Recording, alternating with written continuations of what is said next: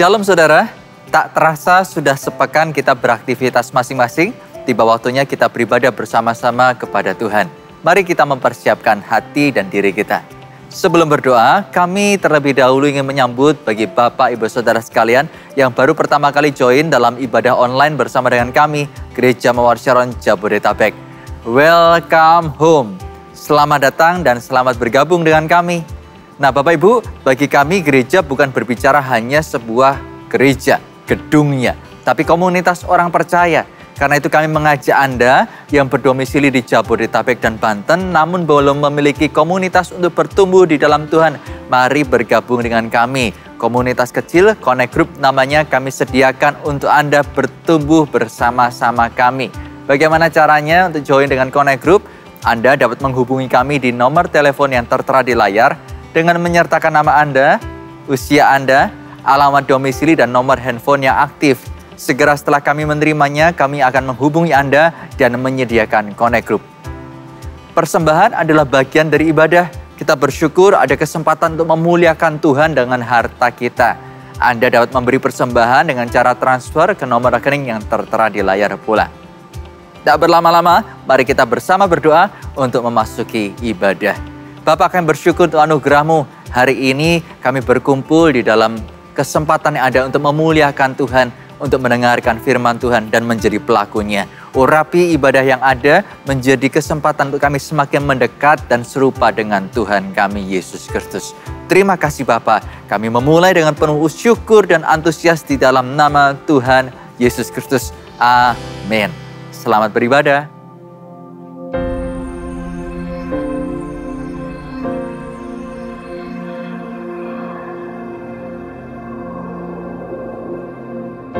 Orang yang suka memuji akan kuat roh doanya. Orang yang berdoa pasti berakhir memuji. Karena Allah bertata di atas pujian. Siapa memuji, Allah mengatasi hidupnya.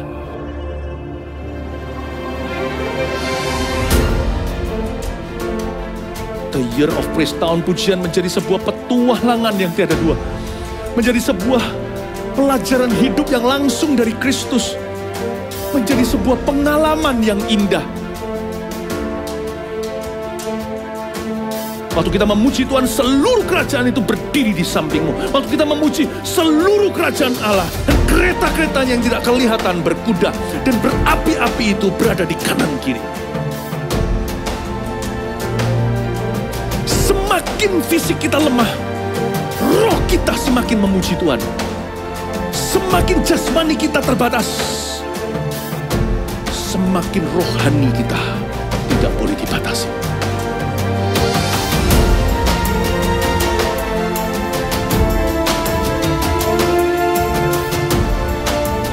Welcome to the Year of Praise and Provision.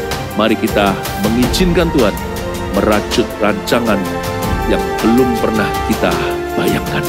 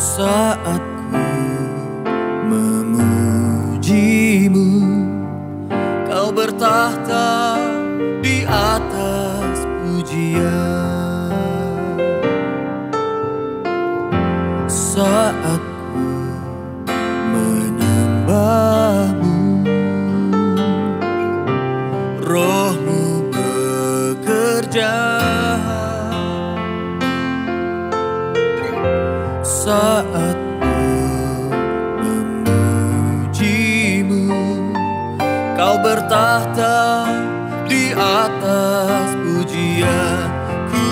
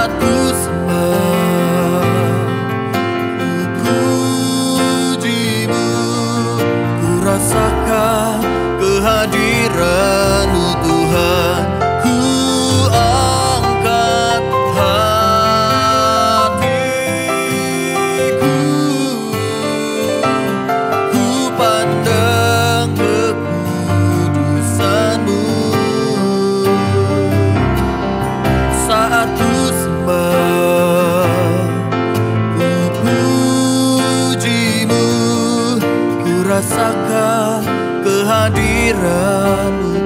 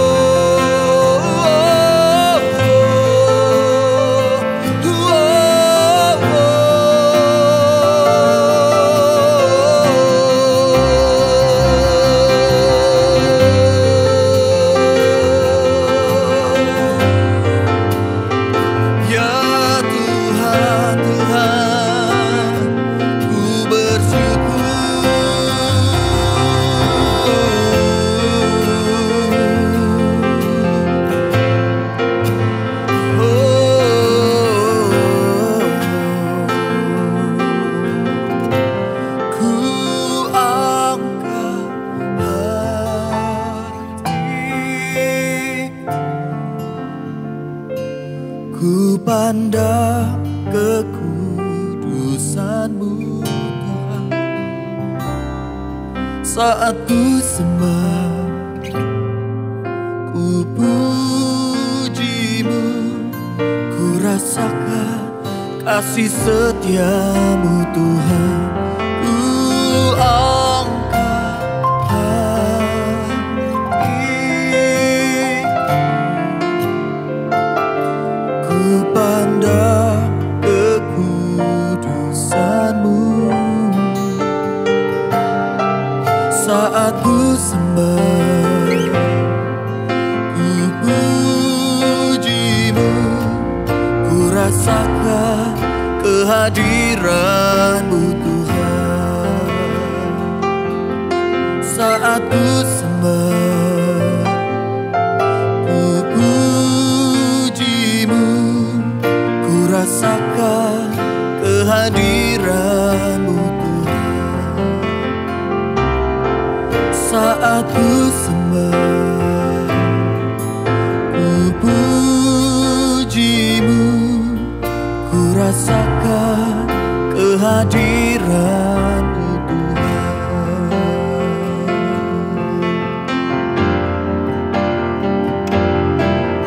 Ku buka hati untuk Roh-Mu Tuhan.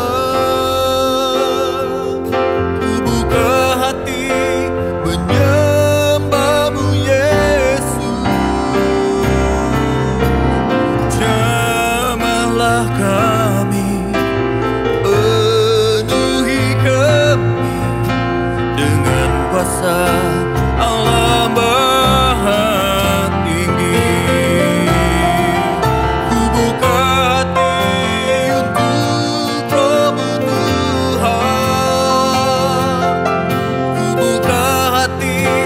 menyembahmu Yesus. Jamahlah kami, penuhi kami dengan kuasa Allah Maha Tinggi.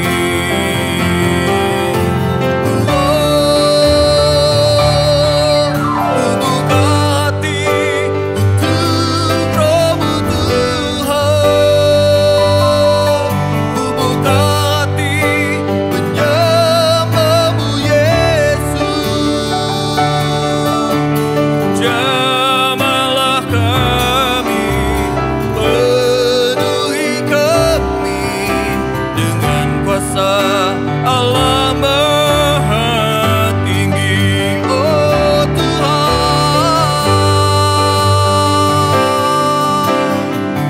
ku buka hati kami untuk Roh-Mu Tuhan.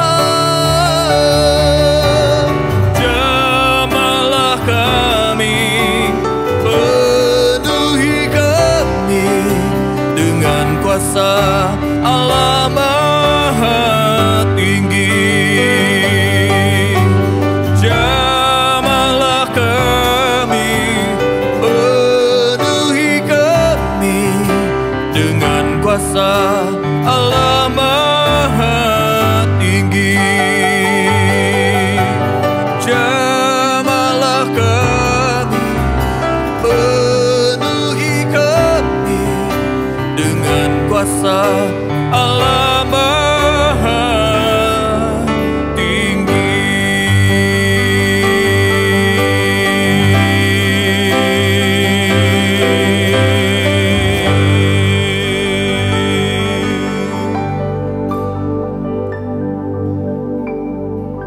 Shalom Bapak Ibu Saudara sekalian, saya sangat bersuka cita bisa ada kembali di hadapan Anda menyampaikan firman Tuhan. Saudara, mari kita satu dalam doa. Tuhan Yesus, Engkau hadir dimanapun kami ada. Tuhan, wahyukan dan inspirasikan kebenaran Alkitab menjadi relevan dalam kehidupan kami sehari-hari. Supaya kami punya kehidupan yang berkemenangan, berjalan dituntun oleh firman dan oleh karena kuasa Roh Kudus. Terima kasih Bapa. Kami sambut firman-Mu di dalam nama Yesus. Semua yang percaya katakan, amin. Saudara, di masa-masa pandemi ini, Tuhan meletakkan saya sebuah kerinduan untuk menyampaikan satu hal yang penting ini. Yaitu bagaimana kita ini bisa mengalahkan ketakutan dalam kehidupan kita. Saudara, kita semua ini memiliki ketakutan. Dari kecil sampai kita besar, kita ini punya ketakutan-ketakutan tersendiri. By the way, ketakutan itu apa saudara? Itu adalah emosi atau perasaan yang kita miliki dan seringkali itu tertanam di dalam pikiran sadar kita maupun pikiran tidak sadar kita atau alam bawah sadar kita. Saudara, jadi setiap manusia kalau kita ini punya perasaan, kita ini bisa merasa sedih, senang, kita juga bisa merasa takut. Nah, saudara, perasaan takut ini wajar. Kalau kita ini manusia, wajar untuk kita ini bisa memiliki perasaan takut. Tetapi hal itu menjadi tidak sehat dan menjadi berbahaya ketika perasaan takut itu menguasai kehidupan kita. Apa maksudnya perasaan takut itu menguasai hidup kita? Saudara, kalau Anda tidak hati-hati, masa-masa pandemi atau masa-masa sulit seperti ini, kita ini bisa saja dikuasai, dikendalikan, dijajah dan diperbudak oleh perasaan takut. Sehingga hidup kita ini digerakkan oleh rasa takut, saudara. Sementara Tuhan ingin kita hidup oleh iman atau berjalan dengan iman, saudara, tapi yang terjadi adalah kita ini digerakkan oleh rasa takut. Itulah sebabnya perasaan takut itu wajar, tetapi itu menjadi berbahaya ketika kita mengizinkan diri kita dikuasai oleh ketakutan. By the way, saudara, tidak semua ketakutan itu buruk. Saudara, ada perasaan takut yang itu protektif, saudara. Contoh, saudara, perasaan takut yang menjaga kita, ya, atau yang membuat kita ini bisa berespon terhadap situasi yang membahayakan kita. Apa contohnya saudara? Misalnya, saudara itu berkendara di dalam jalan tol, di dalam kecepatan atau di dalam batas normal. Karena apa saudara? Anda takut konsekuensi dari mengebut, yaitu kecelakaan. Anda berkata kepada anak Anda untuk apa? Tidak bermain api. Atau tidak bermain benda tajam. Karena itu berbahaya. Perasaan takut kadangkala membuat kita ini bisa waspada kalau kita berjalan di dalam gelap, apalagi kalau di situ itu ada banyak ular, kita menjadi waspada. Nah, tidak semua perasaan takut itu buruk. Ada perasaan takut yang bisa menjaga kita. Ada juga perasaan takut yang namanya takut akan Allah. Takut akan Allah itu bukan berarti kita ini mengalami teror atau menjadi ketakutan kepada Tuhan.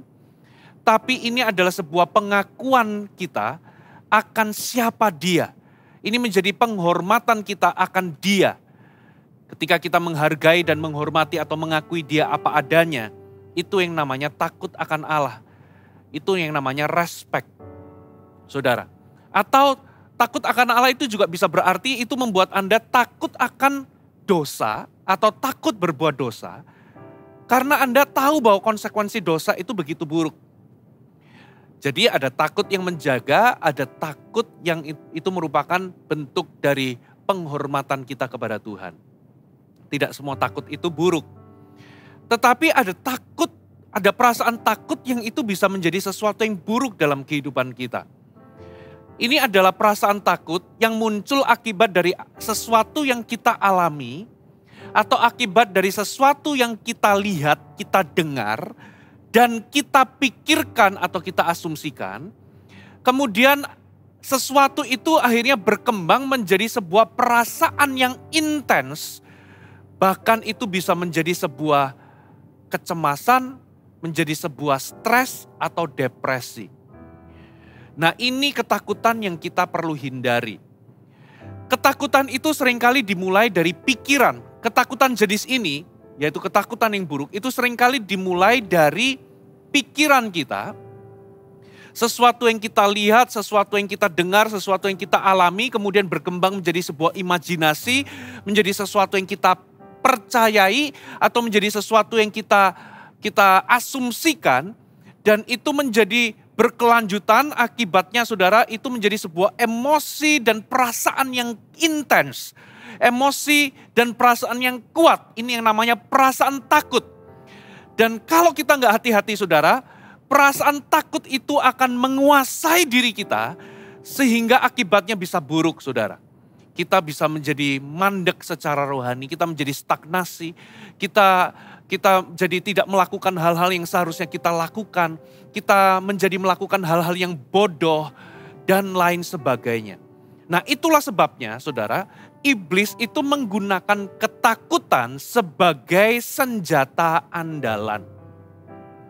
Iblis akan berusaha terus-menerus untuk menebarkan ketakutan, mengintimidasi kita, menebarkan teror dalam kehidupan kita, supaya kita dikuasai oleh ketakutan. Ketika kita ini merasa takut dan dikuasai oleh ketakutan, maka iblis berhasil mengendalikan kehidupan kita.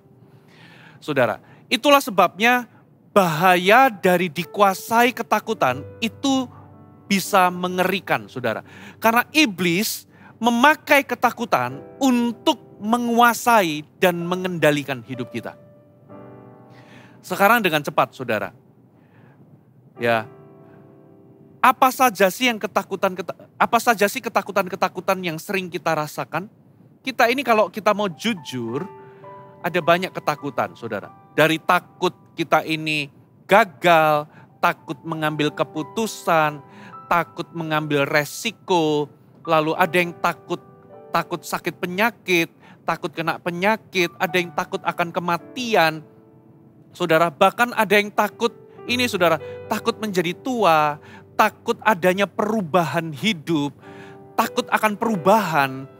Ada yang takut dengan apa yang orang lain pikirkan, ada yang takut akan masa depan. Ya, Beberapa tahun yang lalu ketika ada serangan bom teroris, saudara, kita ini takut akan ancaman serangan dari teroris. Kita takut akan yang namanya krisis keuangan. Kita takut kehilangan uang, kita takut tidak cukup.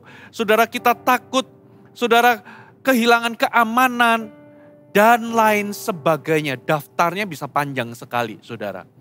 Nah, kalau kita nggak hati-hati, saudara, kita ini membuka diri untuk hidup kita ini dikuasai oleh ketakutan-ketakutan kita. Dan kalau kita nggak diterangi oleh firman Allah, hidup kita ini bisa digerakkan oleh perasaan takut. Bukannya berjalan dengan iman, tapi kita berjalan di dalam ketakutan, saudara. Akibatnya bisa sangat buruk. Saya mencatat di sini ada 3 hal, saudara. Ada 3 bahaya dari dikuasai ketakutan. Yang pertama, saudara, ketakutan itu akan memenjarakan hidup Anda. Ketakutan akan memenjarakan Anda, saudara. Tanpa sadar, saudara, iblis itu ingin membangun sebuah penjara dalam kehidupan Anda melalui yang namanya ketakutan. Anda tahu orang kalau di penjara, orang itu akan terisolasi dan tidak bisa kemana-mana. Berapa banyak dalam hidup kita tanpa sadar, iblis itu membangun sebuah penjara dalam kehidupan kita. Kita menjadi terisolasi, tidak bisa bergerak, tidak bisa kemana-mana. Kita stuck di situ, saudara. Satu kali ada seorang yang bernama Janus Rus. Saudara, Janus Rus ini waktu masih muda, saudara, dia ini tinggal di Jerman. Dan ketika pada masa itu adalah masa pemerintahan dari seorang diktator yang namanya Adolf Hitler. Saudara, karena orang ini ingin mendapatkan pengakuan, Janus Rus ini singkatnya mendukung pergerakan dari rezim Adolf Hitler ini, saudara.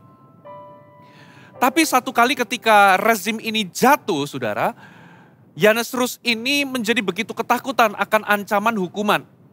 Dia ketakutan kalau ada pembalasan terhadap kejahatan yang dia lakukan karena dia mendukung kegerakan dari Adolf Hitler ini, saudara.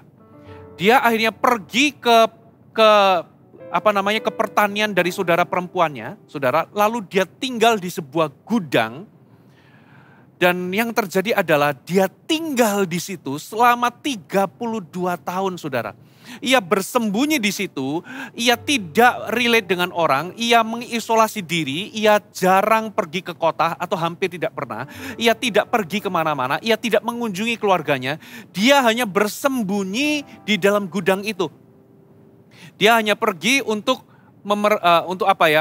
memenuhi kebutuhan hidup aja. Jadi bayangkan saudara, 32 tahun.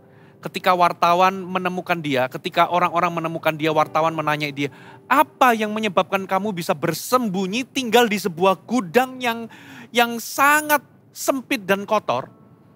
32 tahun. Lalu dia berkata, ya karena aku takut akan ancaman dan hukuman karena kejahatanku di masa lalu.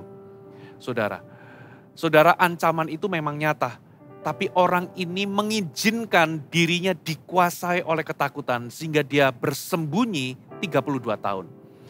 Saudara, mari kita lihat firman Tuhan, kita akan belajar dari kitab Hakim-Hakim, saudara. Kita akan belajar tentang Gideon, saudara. Coba kita lihat Hakim-Hakim pasal yang ke-6 ayat yang ke-11. Dikatakan seperti ini. Kemudian datanglah malaikat Tuhan dan duduk di bawah pohon tarbantin di Ofra, kepunyaan Yoas, orang Abiezer itu. Sedang Gideon, anaknya, mengirik gandum dalam tempat pemerasan anggur agar tersembunyi bagi orang Midian. Saudara, mengirik gandum itu berarti dia harus memisahkan antara gandum dengan semaknya atau gandum dengan jeraminya. Jadi orang kalau mengirik gandum, itu seharusnya di tempat yang terbuka, di tempat yang tinggi. Karena apa, saudara? Karena ia membutuhkan angin untuk menghanyutkan atau untuk menerbangkan dari bahasa Jawanya itu gabah atau sekamnya. Nah, apa yang dilakukan Gideon itu justru dia itu mengirik gandum di tempat pemerasan anggur. Tempat pemerasan anggur itu ada di bawah, berada di lobang tersembunyi. Saudara, nah apa alasan Gideon itu melakukan hal demikian, mengirik gandum bukan di tempat terbuka, tapi di tempat yang tertutup, yang tidak ada anginnya. Saudara, mengirik gandum itu butuh angin. Apa yang menyebabkan Gideon mengirik gandum di tempat pemerasan anggur? Ketakutan, saudara. Ketakutan. Gideon itu takut kalau orang-orang Midian itu mendapati dia mengirik gandum, sehingga merampas atau memusnahkan hasil gandum itu yang merupakan bahan makanan untuk keluarganya. Kalau Anda belajar Alkitab, Anda lihat dari konteksnya, saudara. Anda lihat di Hakim-Hakim 6 ayat 1 sampai 6, saudara, latar belakangnya adalah bangsa Israel itu, saudara, melakukan hal yang jahat di mata Tuhan, sehingga Tuhan itu menyerahkan Israel selama 7 tahun di bawah penjajahan dari orang-orang Midian. Nah, ini yang terjadi, saudara. Orang-orang Midian itu seringkali ketika Israel itu menabur, maka orang-orang Midian itu akan datang. Saudara, itu bukan hanya orang Midian, tapi orang-orang Midian, orang-orang Amalek, dan orang-orang dari timur. Mereka itu akan datang membawa pasukannya, dan itu dikatakan jumlahnya banyak sekali. Dikatakan mereka itu berkemah, ya, dan mereka itu banyaknya, saudara, seperti belalang. Tidak terhitung jumlahnya. Lalu apa yang terjadi? Kalau mereka melihat orang Israel itu menabur, mereka akan memusnahkan hasil tanah itu. Jadi mereka itu datang dengan jumlah yang sangat besar, lalu memusnahkan hasil tanah itu, tidak disisakan sedikit pun. Baik itu domba, lembu, atau keledai pun. Sehingga tidak meninggalkan bahan makanan sedikit pun. Sehingga keadaan orang Israel itu begitu melarat. Mereka itu hidup di dalam kelaparan, saudara. Nah, orang-orang Israel di masa penjajahan bangsa Midian ini, mereka itu tinggal di gua-gua. Mereka itu tinggal di pegunungan, di tempat-tempat yang aman, ya, di tempat-tempat yang tersembunyi. Nah, itulah yang menyebabkan kenapa Gideon itu mengirik gandum di tempat pemerasan anggur karena ketakutan. Saudara, ketakutanlah yang menyebabkan Gideon itu bukan mengirik gandum itu bukan di tempat yang luas, tempat yang banyak angin, di tempat yang terbuka, tapi justru berada di dalam lubang pemerasan anggur. Dan itu dilakukan bertahun-tahun. Saudara, kalau kita nggak sadar, ketakutan ini membuat kita ini bersembunyi. Ketakutan itu mengisolasi kita dan memenjarakan kita. Tanpa sadar ada penjara di dalam hidup kita. Dan iblis berhasil menghentikan kita. Iblis berhasil memenjarakan hidup kita. Membuat kita ini tidak berani melangkah. Membuat kita ini, saudara, tetap terkungkung di dalam lubang pengirikan itu. Lubang pemerasan anggur itu, saudara. Tanpa sadar, saudara, hidup kita ini sudah dikuasai, dijajah, dan dikendalikan oleh yang namanya ketakutan. Apa akibatnya? Saudara, karena ketakutan itu kita melakukan banyak hal yang salah.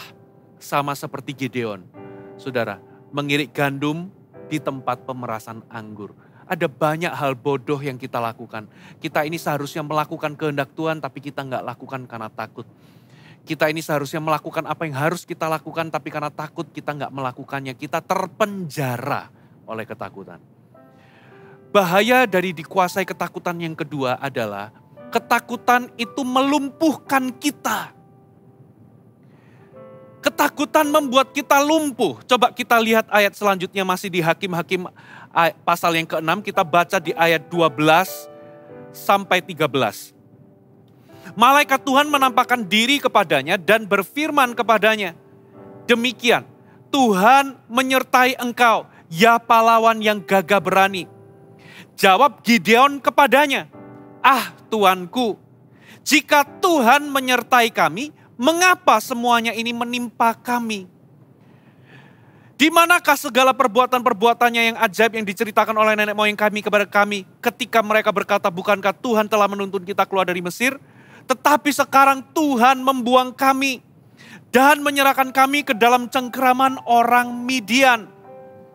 Lalu berpalinglah Tuhan kepadanya dan berfirman, Tuhan sendiri ngomong, pergilah dengan kekuatanmu ini, selamatkanlah orang Israel dari cengkeraman orang Midian. Bukankah aku mengutus engkau? Tetapi jawabnya kepadanya, ah Tuhanku, dengan apakah akan kuselamatkan orang Israel? Ketahuilah, kaumku adalah yang paling kecil di antara suku Manasye, dan aku pun seorang yang paling muda di antara kaum keluargaku. Perhatikan, ketakutan membuat Gideon lumpuh karena ketidakpercayaan. Gideon itu mengalami hal yang supranatural. Malaikat Tuhan menampakkan diri kepadanya dan berfirman begini, Tuhan menyertai engkau, hai pahlawan yang gagah berani. Kalau ini cuman manusia biasa, kalau ini cuman orang yang sembarangan yang ngomong kamu itu pahlawan yang gagah berani, Tuhan menyertaimu, ya mungkin wajar kalau Gideon itu gak percaya. Tapi ini malaikat Tuhan. Saudara, ini adalah sebuah pengalaman supranatural. Malaikat Tuhan sendiri datang kepadanya dan berkata, Tuhan menyertaimu, hai pahlawan yang gagah berani. Coba lihat jawaban Gideon, saudara. Gideon mempertanyakan dan meragukan pernyataan itu sambil berkata, ah Tuanku, kalau memang Tuhan menyertai kami, mengapa kami ini ditindas? Mana perbuatan ajaib Tuhan yang nenek moyang kami ceritakan? Tapi kenyataannya hari ini Tuhan membuang kami dan Tuhan menyerahkan kami ke dalam tangan orang Midian. Mana penyertaan Tuhan? Lalu Tuhan sendiri ngomong kepadanya, hari ini aku mengutus engkau, pergilah dengan kekuatanmu, selamatkan orang Israel. Lepaskan orang Israel dari bangsa Midian. Coba lihat, Gideon jawab apa saudara? Mana mungkin terjemahan yang lain, versi mudah dibaca dikatakan begini. Gideon menjawab dan berkata, maaf Tuhan, bagaimana aku dapat membebaskan Israel? Kaum keluargaku adalah yang paling lemah dalam suku Manasye, dan aku anggota keluarga yang paling muda. Versi bahasa Indonesia sehari-hari, Gideon menjawab, mengapa saya Tuhan? Mana mungkin saya melepaskan umat Israel dari kekuasaan orang Midian? Dalam suku Manasye, kaum sayalah yang paling lemah, dan di dalam keluarga saya pun sayalah pula yang paling tak berarti. Lihat, pertama Gideon meragukan penyertaan Tuhan, meragukan pernyataan Tuhan. Lalu yang kedua sekarang, Gideon menjadi pesimis, menjadi fokus kepada kelemahannya. Mana mungkin aku bisa selamatkan bangsa Israel dari kekuasaan Midian? Kaum keluargaku ini paling lemah, paling kecil. Aku ini paling gak berarti. Saudara, Gideon menjadi lumpuh karena ketakutan. Saudara perhatikan, orang-orang yang ketakutan itu biasanya kata-katanya akan pesimis. Dia gak mudah percaya. Saudara, Gideon sudah gak lagi bisa melihat, Gideon sudah gak bisa melihat kesempatan di balik kesempitan. Saudara, tapi yang ada dia malah melihat kesempitan di balik kesempatan. Ketakutan itu gak bisa melihat kesempatan di dalam kesempitan, sementara iman itu melihat kesempatan di dalam kesempitan. Ketakutan itu malah melihat kesempitan di balik kesempatan. Saudara, di dalam kesempatan selalu melihat kesempitan. Mana mungkin Tuhan aku bisa selamatkan Israel? Kaum keluargaku ini paling kecil, paling lemah. Aku juga paling gak berarti. Mana penyertaan Tuhan? Kalau memang aku disertai Tuhan, mana perbuatan ajaib Tuhan? Nyatanya adalah Tuhan menyerahkan kami dalam kekuasaan Midian. Pesimis. Berapa banyak kita ini menjadi lumpuh karena ketakutan. Saudara, bahayanya saudara dari ketakutan adalah membuat kita lumpuh karena ketidakpercayaan. Saudara. Nah, coba kita lihat saudara cerita berikutnya. Saudara, Anda bisa buka di Hakim-Hakim 7. Ayat yang ketiga. Singkat cerita, saudara, Gideon itu minta tanda. Nah, ini perhatikan ya. Gideon itu sudah mendapatkan kunjungan supranatural dari malaikat Tuhan, tapi masih meragukan penyertaan Tuhan, masih fokus kepada kelemahannya, pesimis, bahkan setelah itu masih minta tanda sama Tuhan beberapa kali. Tapi ujungnya akhirnya puji Tuhan Gideon itu akhirnya melangkah dan percaya. Lalu ketika Gideon itu membawa pasukannya, saudara, ternyata Tuhan itu menyaring pasukan orang Israel. Ya, coba kita baca ayat ketiga. Maka sekarang serukan kepada rakyat itu demikian. Siapa yang takut dan gentar, biarlah ia pulang. Enyah dari pegunungan Gilead. Lalu pulanglah 22.000 orang dari rakyat itu dan tinggal 10.000. Saudara, ini yang terjadi. Ternyata Tuhan itu merasa kalau Gideon itu membawa 32.000 pasukan, itu terlalu banyak. Nanti mereka kalau menang, nanti mereka berkata karena kekuatan kamilah, karena tangan kamilah yang membuat kami bisa bebas dari Midian. Makanya Tuhan memberikan saringan. Saringan yang pertama adalah semua yang takut dan gentar disuruh pulang. Jadi dari 32.000 yang takut dan gentar, yang ketakutan dan gentar itu 22.000. Saudara, 22.000 pulang, sisa 10.000. Kalau Anda baca di ayat selanjutnya, ternyata 10.000 di mata Tuhan itu masih terlalu besar, terlalu banyak. Tuhan memakai saringan yang kedua. Saringan yang kedua adalah di situ ada air, saudara. Mereka disuruh minum air, saudara. Dan apa yang terjadi, saudara? 9.700 orang itu lari. Ya, bahkan ada yang melepaskan senjata mereka lari, mereka nyemplung, dan mereka itu cara minumnya, mereka itu membenamkan kepala mereka sambil minum. Mencelupkan wajah mereka sambil minum, saudara. Sementara yang 300 itu tetap pegang senjata, tetap fokus dan waspada, lalu mencedok air itu dengan perlahan-lahan dan minum secukupnya. Nah, ternyata dari 10.000 itu 9.700 itu berlari-lari minum sambil membenamkan kepalanya. Dan 9.700 ini disuruh pulang. Sisa 300. Kenapa kok 300? Saya kemarin berpikir-pikir berdoa, kenapa 300 orang ini? Ini loh saudara, 9.700 ini. Saudara, menjadi tidak fokus dan waspada di dalam perjuangan atau pertempuran. Karena mereka itu takut tidak kebagian air. Atau mereka itu takut mati kehausan. Jadi ujung-ujungnya karena takut. Ya, bayangkan dari 32.000, 22.000 yang gentar dan takut disuruh pulang. Sisa 10.000, masih kebanyakan kata Tuhan. Dari 10.000 ini, cari orang yang minumnya itu dengan cara waspada. Minum cuman secukupnya tapi tetap pegang senjata, mata tetap terfokus ke depan. Sisanya mereka itu yang pusing dengan kehausannya. Saudara, karena waktu itu mereka memang kehausan.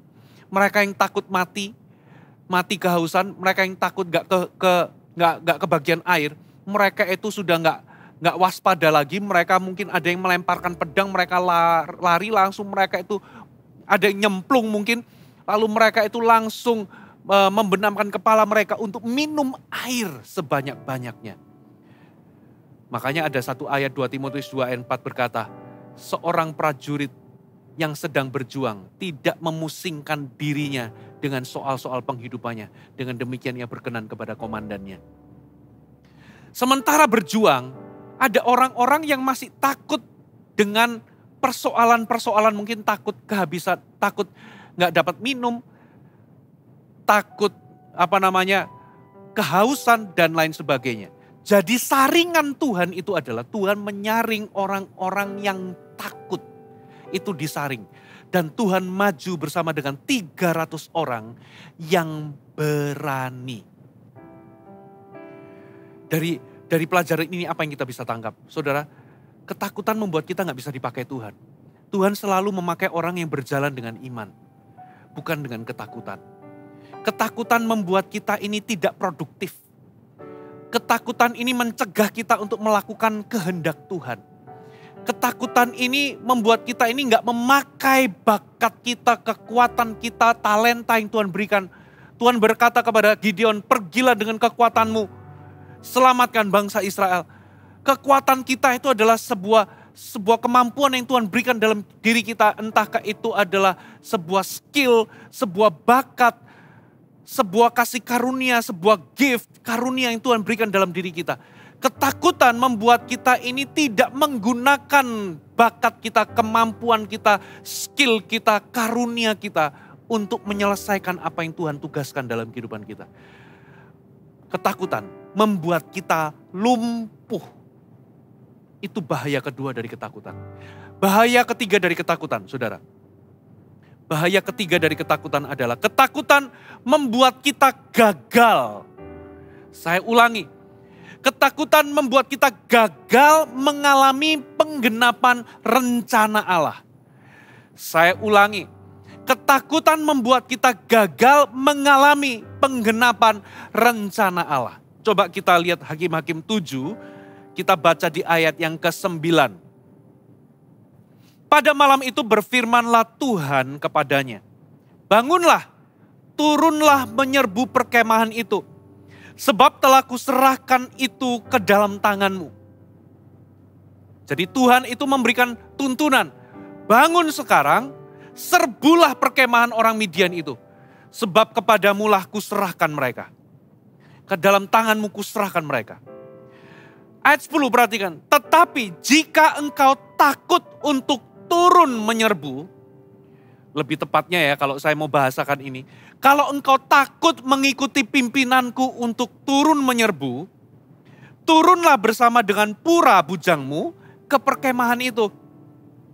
Maka kau dengarlah apa yang mereka katakan. Kemudian engkau akan mendapat keberanian untuk turun menyerbu perkemahan itu. Lalu turunlah ia bersama dengan pura bujangnya sampai kepada penjagaan terdepan laskar di perkemahan itu. Adapun orang Midian dan orang Amalek dan semua orang dari sebelah timur itu bergelimpangan di lembah itu seperti belalang banyaknya. Berarti ini banyak sekali, tidak terhitung loh jumlahnya. Dan unta mereka tidak terhitung. Seperti pasir di tepi laut banyaknya. Ketika Gideon sampai ke situ, kebetulan ada seorang menceritakan mimpinya kepada temannya. Katanya, aku bermimpi. Tampak sekeping roti jelai terguling masuk ke perkemahan orang Midian.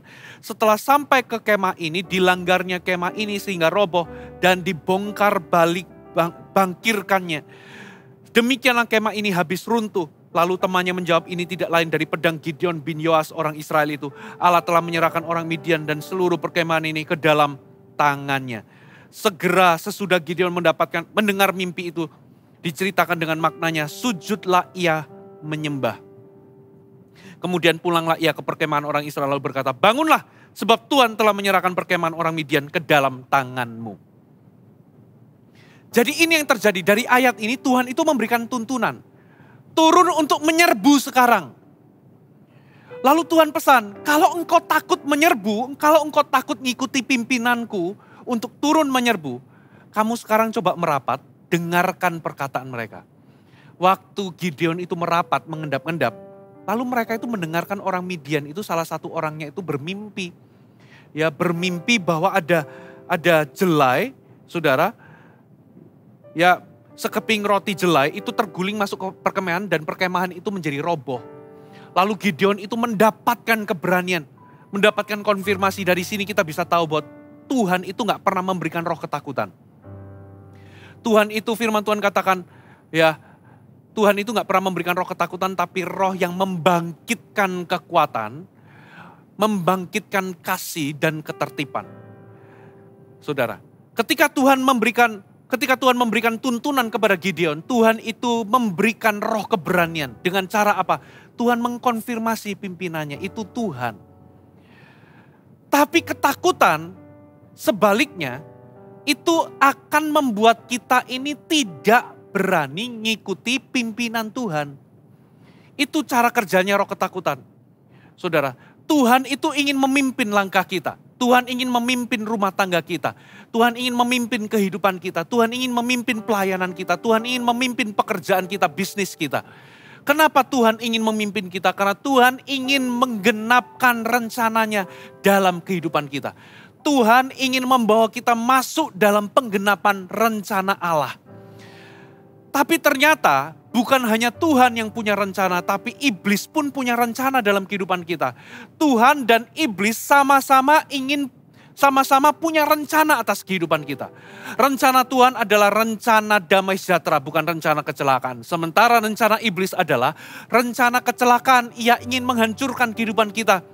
Dan Tuhan dan iblis sama-sama ingin memimpin kita untuk masuk dalam penggenapan rencana mereka. Saya ulangi, Tuhan dan iblis sama-sama punya rencana. Dan rencana mereka adalah sama-sama ingin membawa kita masuk dalam penggenapan rencana mereka. Ya. Dan bagaimana cara iblis membawa kita masuk dalam penggenapan rencana iblis? Melalui ketakutan. Dengan cara apa? Membuat kita takut agar kita tidak mengikuti pimpinan Tuhan. Ketika kita nggak lagi mengikuti pimpinan Tuhan, kita masuk dalam rencana iblis. Hidup kita akan hancur. Sekarang saya coba tanya, apa jadinya kalau Gideon tidak mengikuti pimpinan Tuhan untuk turun menyerbu? Gideon tidak akan melihat kemenangan. Gideon tidak akan melihat keberhasilan. Bangsa Israel tidak akan dibebaskan. Tapi kalau Anda jadi Gideon, mudah nggak mengikuti pimpinan Tuhan? Nggak mudah, saudara. Coba bayangkan 300 orang melawan apa, saudara? Melawan orang Midian, orang Amalek, dan orang-orang dari timur. Yang dikatakan mereka itu nggak terhitung jumlahnya seperti belalang. Bahkan unta-unta mereka nggak terhitung seperti pasir di tepi laut. 300 melawan pasukan yang tidak terhitung. Untuk turun menyerbu nggak mudah. Terus apalagi? Ternyata senjatanya Gideon untuk melawan mereka itu cuman apa, saudara? Sangkakala, buyung, dan obor. Itu yang Tuhan suruh untuk mereka itu bawa ke sana. Ini nggak mungkin, saudara. Ini nggak mudah kalau Anda jadi Gideon, nggak mudah. Makanya Tuhan ngomong, kalau engkau takut, ya turun, kau akan dengarkan konfirmasi daripadaku. Tuhan itu menolong Gideon supaya dia nggak dikuasai ketakutan, saudara. Tapi kalau Gideon memilih untuk dikuasai ketakutan dan memilih untuk pulang, maka ia tidak akan pernah melihat penggenapan rencana Allah dalam kehidupannya. Saudara, berapa banyak hari ini, saudara, banyak hal terbaik daripada Tuhan itu tidak terjadi dalam kehidupan kita karena ketakutan. Betapa bahayanya, saudara, betapa berbahayanya dikuasai oleh ketakutan. Itu membuat kita gagal untuk masuk dalam penggenapan rencana Allah. Berapa banyak hal-hal yang terbaik daripada Tuhan tidak terjadi dalam kehidupan kita karena ketakutan. Saudara, kita lihat Abraham disuruh pergi ke negeri yang nanti baru akan diberitahu. Gak gampang, saudara. Apa jadinya kalau Abraham gak taat sama tuntunan Tuhan? Tidak ada bangsa Israel. Ada seorang janda yang bernama, di Sarfat. Ketika Elia disuruh Tuhan ke sana, saudara, Elia minta kepada janda ini, minta minum. Lalu janda ini mengambilkan minum, tapi sekalian tolong buatkan aku roti. Lalu janda ini berkata, aku ini cuma punya sedikit minyak dan segenggam tepung. Aku ingin mengolahnya dan sebentar lagi kami akan mati, aku dan anakku akan mati. Lalu Elia berkata begini, jangan takut, buatkan aku terlebih dahulu sepotong roti. Apa jadinya kalau janda Sarfat ini tidak ngikutin Elia, tidak menuruti Elia? Apa jadinya kalau janda ini tidak taat? Dia akan mati kelaparan. Bagaimana kalau dia berpikir, nanti aku makan apa? Dan lain sebagainya. Nanti aku akan mati. Saudara, apa yang dia takutkan justru akan terjadi.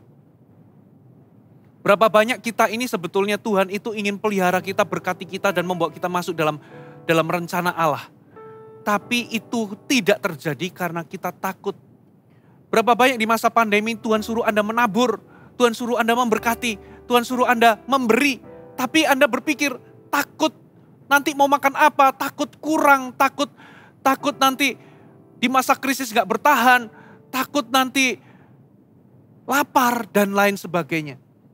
Berapa banyak hari ini Anda tidak memberitakan Injil karena Anda takut ditolak. Anda mungkin takut nanti ada orang mencelakai Anda karena Anda memberitakan Injil. Berapa banyak Anda tidak mendoakan orang untuk kelepasan dari roh-roh jahat. Karena Anda takut nanti diserang setan, takut diserang ini dan lain sebagainya. Takut ada serangan balik. Berapa banyak dari antara Anda tidak mendoakan orang sakit. Berapa banyak Anda takut kalau nggak sembuh gimana? Kalau mati bagaimana? Saudara, seringkali ketakutan itu membuat kita gagal mentaati Tuhan. Ketakutan membuat kita ini gagal menuruti perintah Tuhan. Ketakutan membuat kita ini tidak berani mengikuti pimpinan Tuhan. Dan akibatnya rencana Allah tidak terjadi dalam hidup kita. Betapa berbahayanya ketakutan, saudara. Nah, sekarang dengan cepat, saudara.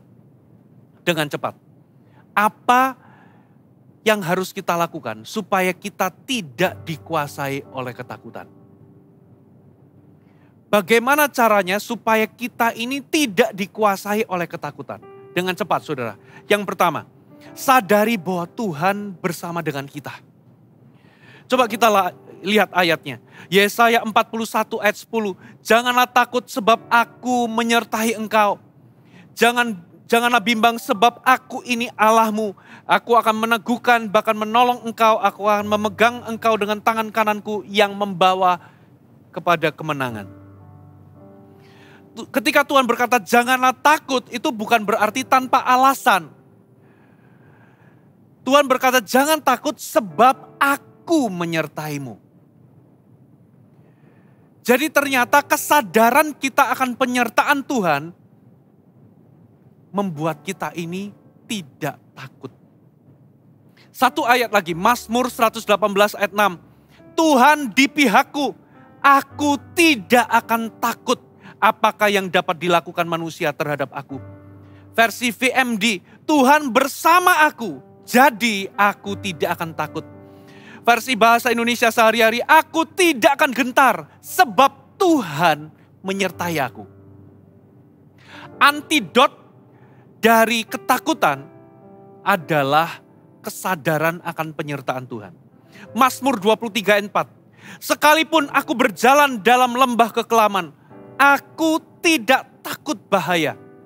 Sebab engkau besertaku. Wow. Saudara, hal pertama yang perlu Anda sadari ketika Anda melewati masa sulit yang membuat Anda gentar dan takut adalah Anda perlu menyadari kehadiran Tuhan dan penyertaan Tuhan dalam kehidupan Anda.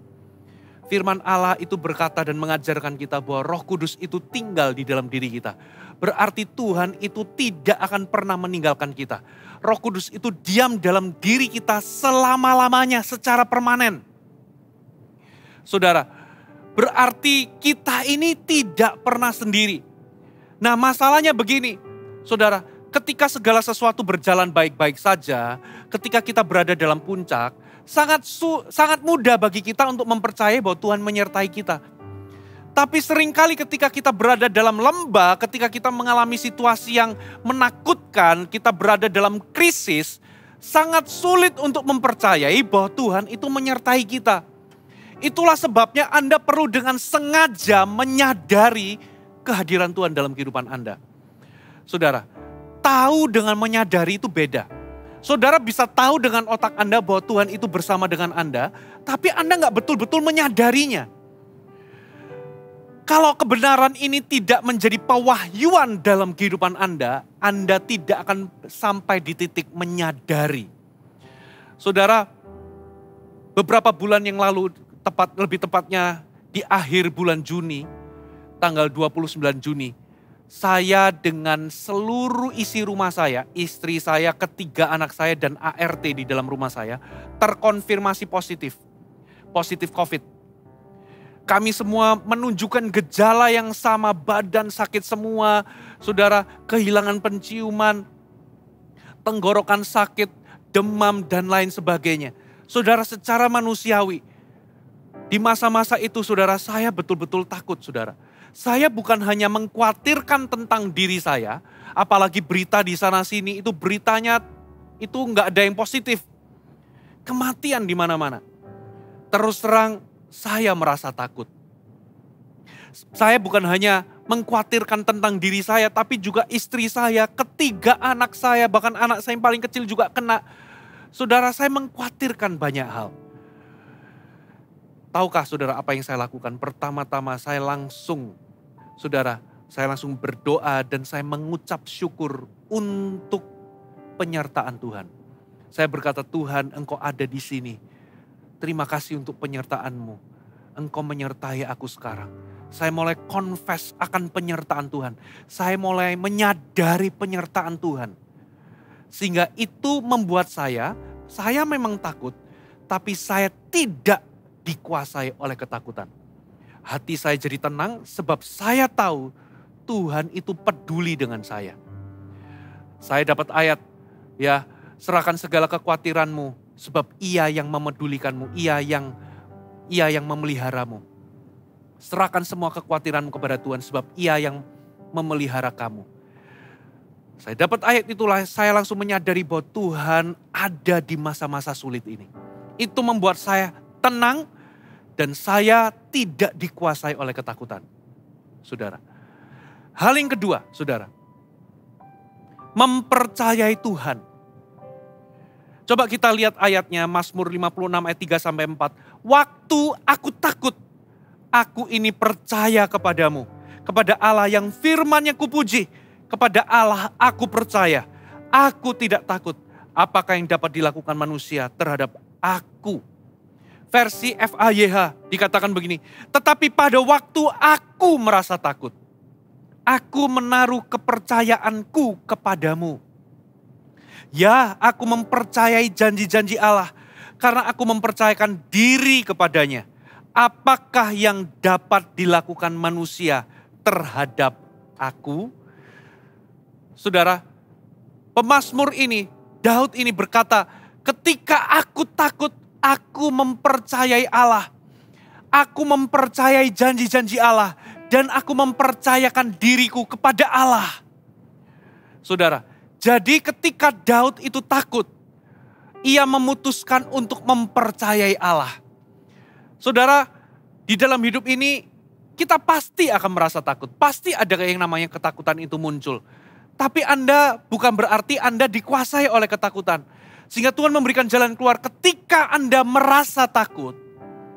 Putuskan untuk mempercayai Tuhan. Putuskan untuk mempercayai janji-janji Tuhan. Dan putuskan untuk mempercayakan dirimu kepada Allah. Perhatikan kata-kata saya. Setiap Anda mulai merasa takut, itu adalah kesempatan bagi Anda untuk mempercayai Tuhan. Setiap kali Anda merasa takut, ini adalah kesempatan untuk Anda mempercayai Tuhan. Katakan amin. Saudara, mempercayai Tuhan itu gimana sih? Saudara, mempercayai Tuhan itu begini loh.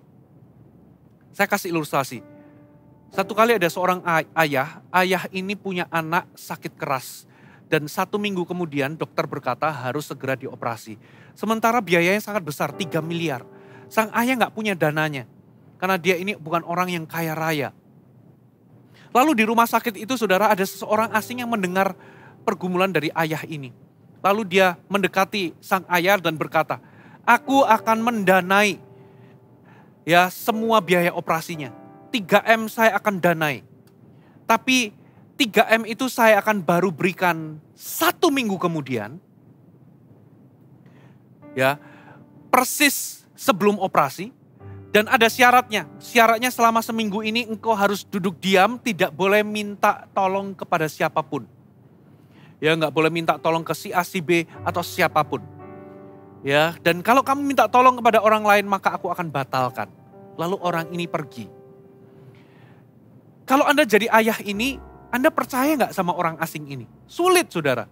Dia ini orang asing. Ya, Sang ayah ini harus melakukan ini saudara, cek background. Apakah benar orang ini benar orang kaya? Apakah benar orang ini bukan penipu atau pembohong? Apakah benar memang dia punya dana 3M? Bagaimana dengan kredibilitasnya? Siapa orang asing ini gak dikenal? Saudara, pasti sulit untuk menjadi sang ayah untuk duduk diam selama seminggu hanya bersandar kepada janji orang asing ini. Saudara, itu adalah orang asing. Beda dengan Tuhan kita. Firman Tuhan katakan dalam kitab Mazmur, dia ini adalah penolong yang terbukti di dalam kesesakan. Tuhan kita ini kalau dia berjanji, janjinya itu seperti perak yang dimurnikan 7 kali. Kalau ia berjanji, ia akan menepatinya. Tuhan gak pernah ingkar janji. Saudara, ketika Tuhan itu berjanji kepada Anda, dia itu gak pernah ingkar janji. Anda bisa menaruh kepercayaan Anda kepada pribadinya. Dia bukan pembohong, dia itu berkuasa dan dia dapat dipercayai. Katakan amin.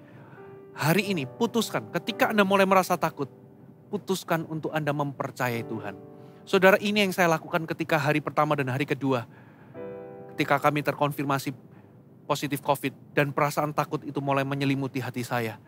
Saya mulai buka Alkitab dan saya mulai kutip janji Tuhan. Saya mulai catat janji Tuhan, apa yang Tuhan katakan kepada saya. Dan puji Tuhan, di hari pertama, hari kedua itu saya mendapatkan janji Tuhan, itu menjadi pegangan saya. Tuhan spesifik sekali berkata-kata kepada saya tentang apa yang saya alami dan bagaimana saya akan bisa bebas dari semuanya ini. Saya ambil janji itu, saya catat, saya perkatakan. Saya mulai pelajari Alkitab, saya ambil janji-janji Tuhan tentang kesembuhan. Saya pegang janji Tuhan, minimal ketika Anda berada dalam masa sulit dan Anda merasa takut, minimal Anda mendapatkan satu janji atau satu rema yang Anda bisa pegang untuk Anda percayai. Anda perlu memutuskan untuk mempercayai Allah, mempercayai janji Allah, dan mempercayakan diri Anda kepada Allah. Ketika Anda takut. Yang terakhir, saudara. Yang terakhir, berdoa. Saudara, antidot supaya Anda tidak dikuasai ketakutan yang ketiga adalah berdoa. Saudara, Mazmur 34 ayat 4. Perhatikan, aku telah mencari Tuhan, lalu ia menjawab aku dan melepaskan aku dari segala kegentaranku. Versi bahasa Indonesia sehari-hari dikatakan, aku berdoa kepada Tuhan dan ia menjawab dan melepaskan aku dari segala ketakutan. Saudara, ketika pemazmur, ketika hati Daud ini bergejolak, saudara, ketika kekhawatirannya ini menyiksa dia, ketika pikirannya itu mulai disiksa oleh kekhawatiran, ketika ketakutannya itu sulit untuk dia kendalikan atau sulit untuk dia atasi. Apa yang dia lakukan? Ia memutuskan untuk mencari Tuhan. Ia memutuskan untuk berdoa.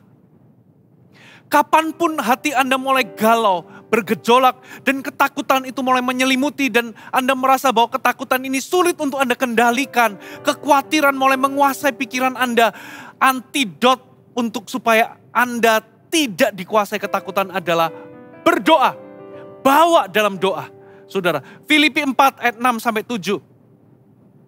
Janganlah hendaknya kamu khawatir tentang apapun juga, tetapi nyatakanlah dalam segala hal keinginanmu kepada Allah dalam doa dan permohonan dengan ucapan syukur. Damai sejahtera Allah yang melampaui segala akal akan memelihara hati dan pikiranmu dalam Kristus Yesus. Versi FHYH. Janganlah khawatir akan suatu apapun, melainkan bawalah segala sesuatu dalam doa. Jadi ketika Anda khawatir, Anda takut, Anda galau, bawalah dalam doa. Bawalah segala sesuatu dalam doa. Sampaikan kebutuhan saudara kepada Allah dan jangan lupa bersyukur atas jawabannya. Jangan lupa membesarkan nama Tuhan, jangan lupa memuji dan menyembah Tuhan. Jangan fokus kepada besarnya masalah Anda, tapi fokus memuji dan membesarkan Tuhan kita. Lalu ayat 7, bila saudara melakukan hal-hal ini, saudara akan mengalami damai Allah yang jauh melebihi pengertian akal manusia. Damainya akan menjadikan pikiran dan hati saudara tenang dan tentram. Sementara saudara mempercayakan diri kepada Kristus Yesus. Jadi kalau Anda mulai berdoa, Anda mulai mengucap syukur, Anda mulai fokus kepada besarnya Tuhan dan bukan besarnya masalah Anda. Damai Allah, damai sejahtera Allah yang melampaui segala akal ini akan menguasai hati dan pikiranmu. Dan ketika damai tiba, ketakutan lenyap. Saudara tahu nggak, ketakutan dengan damai sejahtera itu seperti gelap dan terang. Saudara, ketika terang tiba, gelap itu langsung lenyap. Ketika panas tiba, dingin lenyap. Damai dengan ketakutan gak bisa ada di waktu yang bersamaan. Sama seperti iman, ketika Anda mulai mengisi iman Anda dengan janji-janji Allah, mengisi iman Anda dengan firman Allah, ketika iman Anda itu penuh, saudara, ketakutan akan lenyap. 3 hal ini menjadi antidot, saudara. Yang pertama, sadari kehadiran Tuhan. Ketika Anda menyadari itu jadi pewahyuan dalam kehidupan Anda, hati Anda mulai tenang. Sekalipun badai belum reda, tapi karena Anda tahu Tuhan di sisimu, itu membuat Anda tenang. Damai sejahtera itu akan mulai mengalir. Saudara, Anda nggak lagi dikuasai ketakutan. Iblis nggak bisa memanipulasi Anda melalui ketakutan. Yang kedua, putuskan untuk mempercayai Allah. Isi iman Anda. Saudara, karena ketika iman itu muncul, ketakutan lenyap, Anda nggak lagi dikuasai ketakutan. Yang terakhir, berdoalah. Dengan berdoa, dengan fokus kepada kebesaran Tuhan dan bukan besarnya masalah Anda, damai Allah akan turun menguasai hati dan pikiranmu. Dan ketika damai Allah turun, ketakutan lenyap. Hari ini, saya percaya di masa pandemi, Anda tidak lagi dikuasai oleh ketakutan, tapi justru Anda akan tampil menghadapi segala apa yang Anda hadapi dengan keberanian, damai sejahtera, dan iman. Tutup Alkitab kita datang di hadapan Tuhan. Tak usah ku takut,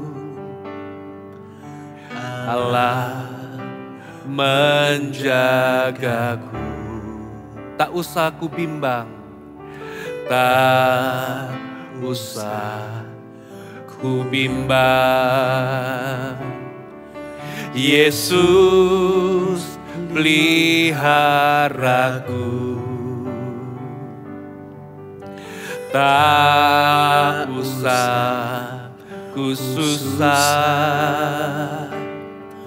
Roh Kudus hiburku. Tak usah ku cemas, Dia memberkatiku. Dimanapun Anda berada, katakan El Shaddai,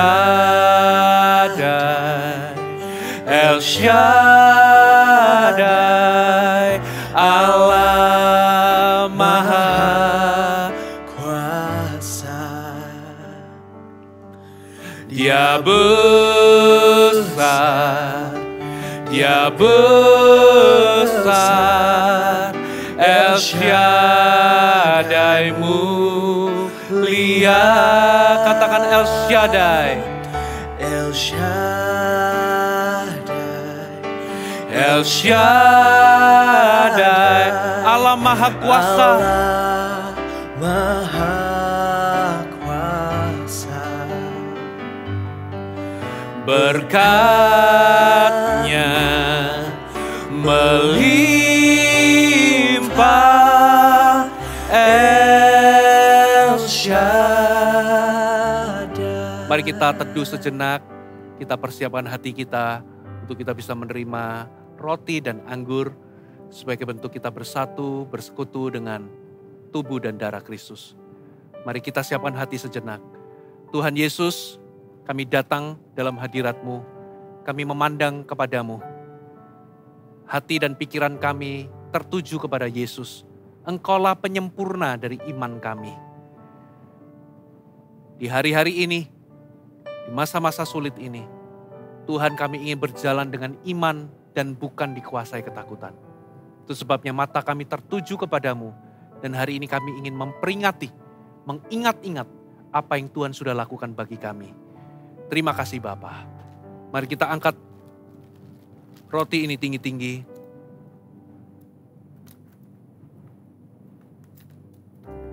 Terima kasih buat tubuhmu yang sudah Engkau serahkan 2000 tahun yang lalu. Engkau menyerahkan tubuhmu untuk menggantikan hukuman yang seharusnya kami terima. Engkau dicambuk, engkau dipaku, dimahkotai duri. Engkau digantung di atas kayu salib. Supaya hari ini kami tidak perlu menjalani hukuman yang seharusnya kami jalani.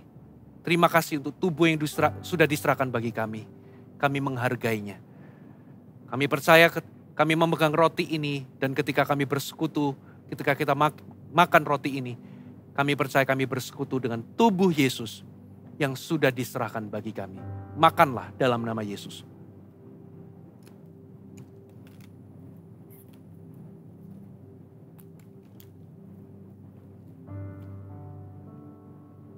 Mari kita angkat cawan ini tinggi-tinggi. Ini adalah cawan perjanjian baru yang dimeteraikan oleh darah Kristus untuk pengampunan dosa kita. Bukan dengan kesalahan kita diampuni. Bukan dengan kesalahan kita, dosa kita bisa dihapus. Bukan dengan kuat dan gagah kita. Bukan dengan kebenaran kita. Tapi semua dilakukannya oleh karena darah Yesus sudah tertumpah 2000 tahun yang lalu untuk menghapus dosa kita. Kita ada sebagaimana kita ada sekarang. Karena Ia telah menumpahkan darahnya bagi kita. Darahnya menghapus dosa kita. Darahnya memberikan kehidupan. Darahnya memberikan perlindungan. Darahnya melayakkan kita, membenarkan kita di hadiratnya. Cawan yang kita pegang, inilah cawan perjanjian baru yang dimeteraikan oleh darah Yesus untuk pengampunan dosa kita semua. Minumlah di dalam nama Yesus. El Shaddai, El Shaddai, Allah Maha Kuasa. Ya besar, Ya besar, El Shaddai mulia, El Shaddai, El Shaddai, El Shaddai, Allah Maha Kuasa. Berkatnya melimpah, El Shaddai. Meteraikan firman-Mu ya Tuhan Yesus, biar kami kedapatan menjadi orang-orang Kristen yang kuat melewati masa-masa sukar.